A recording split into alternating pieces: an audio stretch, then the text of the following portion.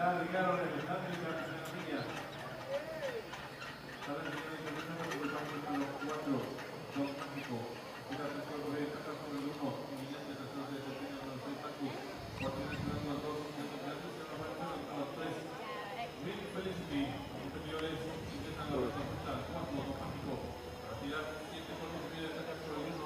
Inminente, tercero se desempeña el número 2. Vigilante para pasar el 6 Marcus. Se va a manejar el 3. Green Felicity.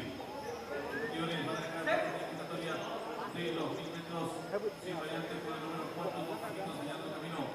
Corre con Mario Cuervo de ventaja. Sobre el